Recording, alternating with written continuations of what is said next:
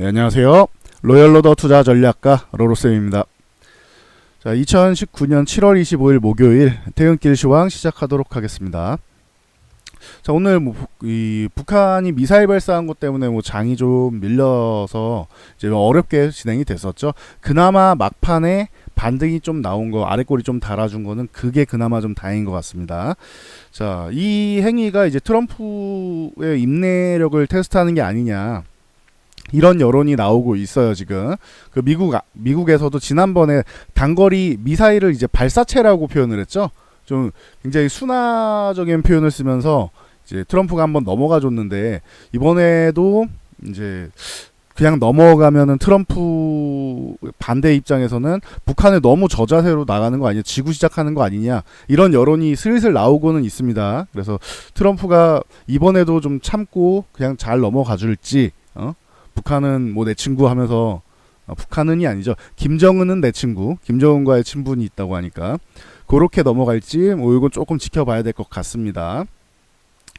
자, 그리고 이제 요건 변경된 내용을 알려드리려고 하는데, 베이징이 아니고 이번에는 상하이에서 회담을 한다. 요거는 알고 계시면 좋을 것 같습니다. 이게 베이징에서 이렇게 자꾸 하고 하면은 이제 자꾸 정치적인 문제 아니냐, 이거는 요렇게 계속 얘기하는데, 상하이 중국 증시는 상해 증시랑 심천 증시로 나눠져 있죠. 그래서 이렇게 크게 두 개로 나눠서 이렇게 보는데, 상해 증시가 일반적으로 우리가 말하는 중국 증시가 되는데, 이 금융 쪽으로 해가지고 이거는 경제 문제다. 현재 나오는 거는 정치보다는 경제 문제를 우리가 무역 쪽으로 해가지고 경제 문제가 되는 거지 정치 문제가 아니다. 요런 뉘앙스라고 합니다. 그 정도는 그냥 알고 넘어가시면 될 것 같습니다.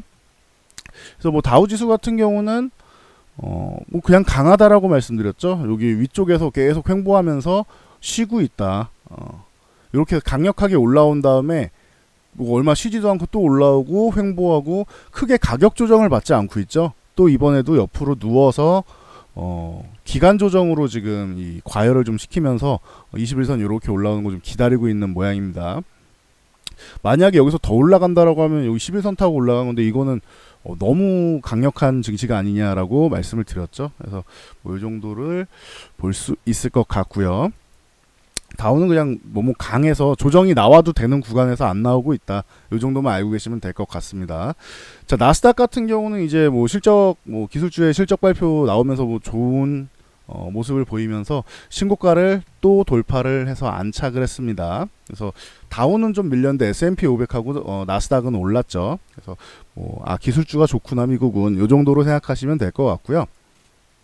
그러다 보니까 우리나라도 삼성전자, 하이닉스 이쪽만 좋아요. 지금 계속 보면은. 자, 종합지수 보면 오늘 장중에는 1% 정도 밀렸었죠. 그러고 나서 이제 아랫꼬리를 달고 올라온 거, 이게 그나마 좀 다행인 것 같아요.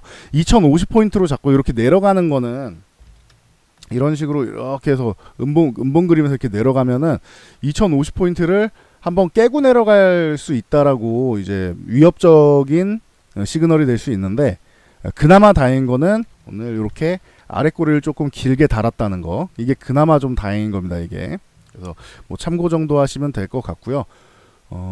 계속 말씀드리지만 요 구간에 저항을 만들고 있는데 2090에서 100 사이 요 구간을 넘어가 주고 여기에 안착을 해줘야지 그나마 약세 심리를 조금은 탈피할 수 있고, 2130 여기를 확실하게 넘어가 줘서 안착을 해야 이제는 하락보다는 위쪽으로 갈 가능성이 있구나 라고 말씀을 드렸죠. 그러니까 여기 2130포인트 회복할 때까지는 계속 경계감은 조금 있다. 이 정도로 보시면 될 것 같습니다.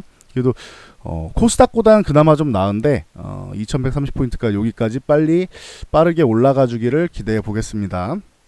자꾸 이렇게 글로벌적인 이제 경기 불황 쪽으로도, 경기 쪽으로도 문제가 좀 생기는 가운데, 이렇게 내부적으로도 우리 지정학적 리스크, 북한이 미사일 쏘고 이러니까 더욱더 이제 좀 어려워지고, 또 일본도 가만히 안 있죠. 일본도 수출 규제하면서 또 자꾸 압박하고 하니까 여기저기서 지금 미중 무역 전쟁으로 터지고 경기 문제로 터지고, 그리고 내부에서도 지금 부채 문제라던가 여러 가지가 지금 문제로 올라오고 있고, 그리고 뭐 최저시급 이렇게 올라오면서 자영업자분들 살기 어렵다 뭐 이렇게 말씀하시면서 좀 어렵다고 하고 있고 여러 가지가 지금 우리나라를 이렇게 조이고 있죠. 그런 가운데 이제 북한까지 나서가지고 좀 북한이라도 좀 속썩이지 않아야 되는데 북한까지 나서서 이제 한미 합동훈련하는 부분에 대해서 이제 쌀도 안 받는다고 그러지 그러면서 또 미사일 날리면서 이제 시위까지 하고 있으니까 좀 어렵게 돌아가는 것 같아요. 그래서 증시가 하지만 그래도 막판에 이렇게 좀 끌어올리면서 끝난 거는 그나마 좀 다행이다 정도로 보시면 될 것 같습니다. 수급 동향만 보더라도 외국인은 계속 말씀드리지만 주식을 매도하지 않아요. 주식은 외국인 오늘도 1,000억 정도는 매수를 했어요. 뭐 크게 의미를 둘 만큼의 금액은 아닌데 매도하지 않았고 저런 악재가 나왔음에도 불구하고 매도하지 않았고 지금은 조금 안정적으로 보는 게 아니냐 뭐 이런 심리가 작용한다라고 말씀을 드렸죠. 이게 국가를 나눠서 보면 이게 우리 같은 경우는 한국에 있으니까 대한민국에 있으니까 잘 못 느끼지만 외국인 입장에서는 우리가 어디를 얘기할게 뭐 시리아 뭐 이런 데서 서로 뭐 미사일 한번 발사하고 하면은 직접 타격을 안 하더라도 미사일 시위하고 하면은 이란에서 미사일 시위하고 하면은 그러면은 저쪽에 중동에 뭐 문제 생기는 거 아니야 계속 이렇게 우리가 우려감을 표시를 하잖아요. 그런 거랑 똑같다고 보시면 돼요. 외국인들이 볼 때 우리나라는 아직 분단 국가잖아요. 분단 국가고 아직까지 저 사람들 입장에서는 전쟁을 하고 있는 입장이다.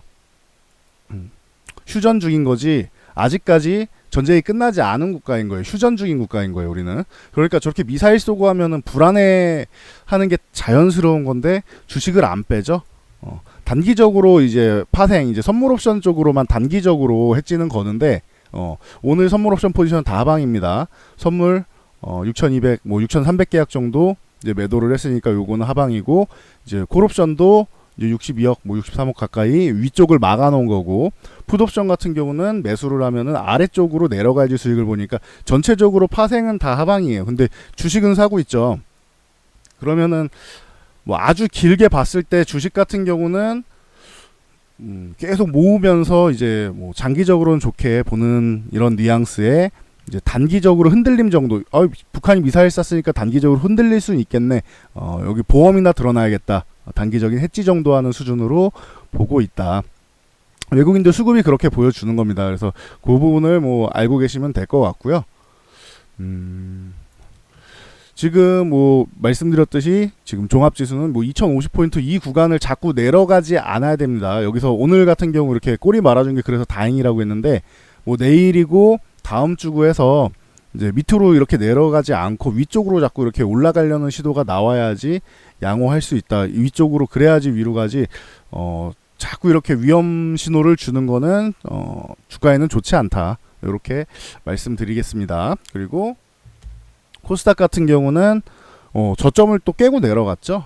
그러니까 이게 심리적으로 개인 투자분들의 심리를 더 잘 반영해 주는 게 이제 코스닥이잖아요. 최근에 뭐 호재가 없어요. 계속 악재만 계속 연달아 터지고 있잖아요.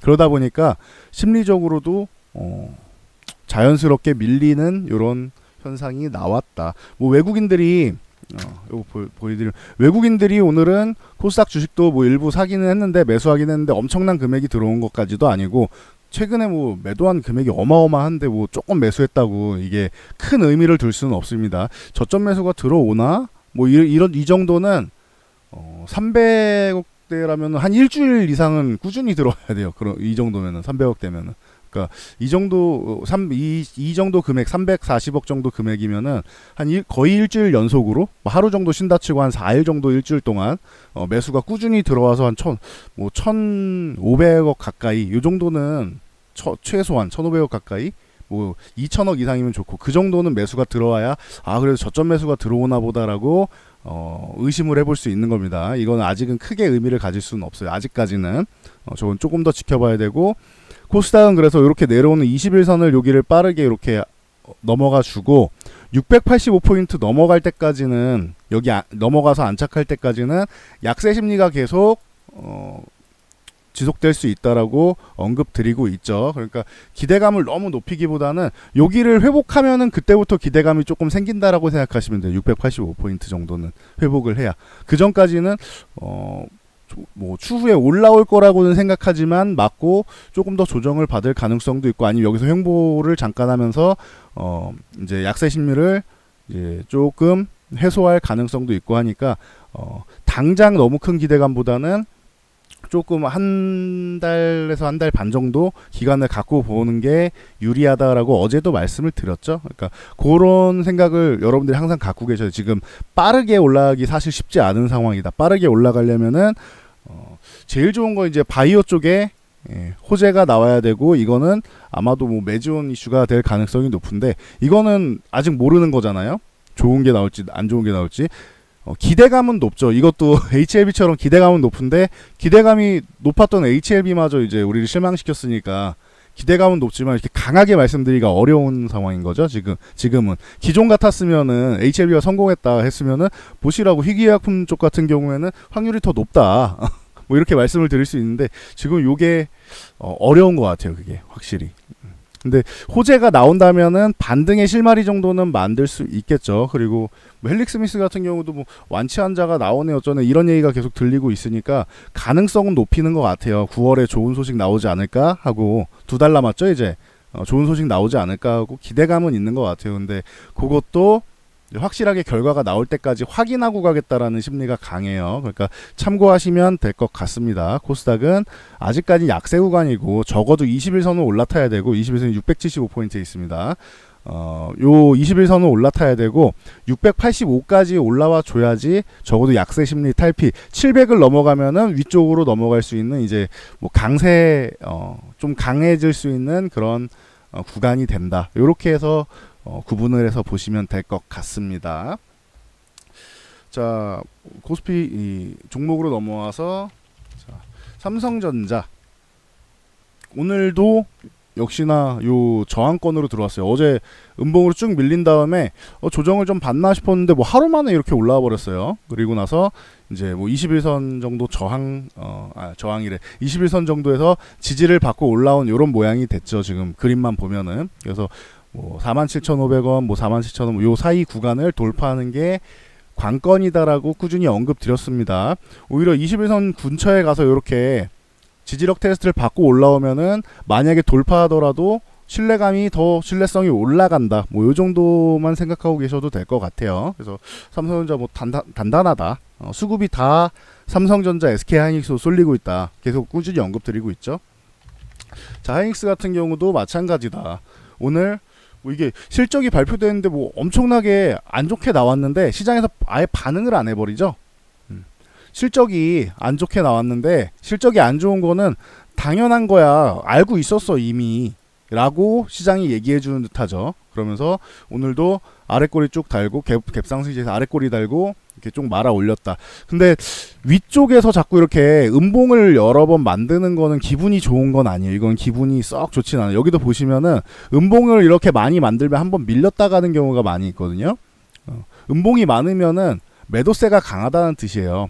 그러니까 음봉이 많은 게 좋은 건 아니다. 그래서 여기서 양봉을 이렇게 뽑아내지 않으면은 좀 쉬었다가도 된다. 하이닉스는 좀 쉬었다가도 된다고 꾸준히 언급드리고 있죠. 가파르게 올라왔잖아요. 적어도 이 구간에서 이렇게 횡보를 한다던가, 횡보하면서 쉰다던가, 아니면 가격 조정을 조금 받고 올라온다던가 다 괜찮습니다. 그렇게 좀 쉬어도 하이닉스가 나쁜 게 아니에요. 자연스러운 거예요. 그러니까 그건 참고하시면 될 것 같아요. 근데 쉴 수가 없는 게 나머지가 다 뭐 심리적으로 안 좋고 그러다 보니까 하이닉스랑 뭐 삼성전자마저 쉬게 되면은 오늘 같은 경우 좀 크게 밀렸겠죠. 그러다 보니까 얘네를 붙잡아두면서 지수를 너무 이제 2050포인트 이탈시키면서 막 이렇게 지지력 테스트 받고 이런 구간까지 안 보내는 정도의 움직임이다라고 보시면 될 것 같습니다. 쉬어야 되는데 쉬지를 못하고 강제로 일하고 있는 거랑 같은 거 같아요. 제가 보는 느낌은 쉬어야 될 타이밍에 못 쉬고 있다. 그러니까 자꾸 이렇게 음봉은 나오는데 밑으로 내려가지 하락은 안 하고 있죠. 그래서 뭐 그냥 올라갈 거면은 82,000원 넘어서 여기서 횡보해서 뭐 한 2주 정도 기다리는 것도 나쁘지 않을 것 같고, 제가 제 기준에선 그렇습니다. 한 2주에서 3주 정도 기다리는 것도 나쁘지 않고, 아니면 현재 구간에 돌파하기 전에 이 구간에서 쉬었다 가는 것도 나쁘지 않을 것 같습니다. 둘 다 가능하다. 이렇게 보시면 될 것 같아요.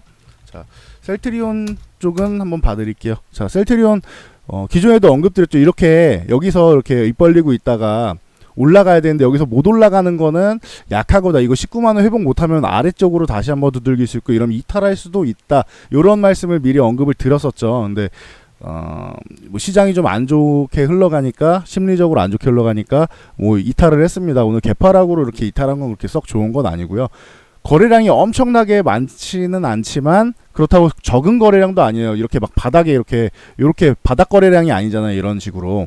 그러니까 요것도 의미를 아예 안 둘 수는 없어요. 그러니까 요렇게 되면은 한 번 정도는 정리하고 쉬었다 가는 것도 방법이라고 말씀드렸죠. 그럼 정리하면 언제 삽니까? 나 또 추후에 18만 원 회복될 때 그때 매수하시면은 그게 나을 것 같습니다. 제가 볼 때는. 그래서 뭐 단기적으로 이렇게 뭐 시장이 수급이 좀 꼬여 있고 투심이 워낙 악화돼 있으니까 이 부분에 대해서는 미리미리 말씀드린 게 있으니까 뭐 생각하고 가시면 될 것 같아요. 이건 한번 정리하고 18만 원 회복할 때 매매하는 것도 방법이 될 수 있구나라고 알고 가시면 좋을 것 같습니다.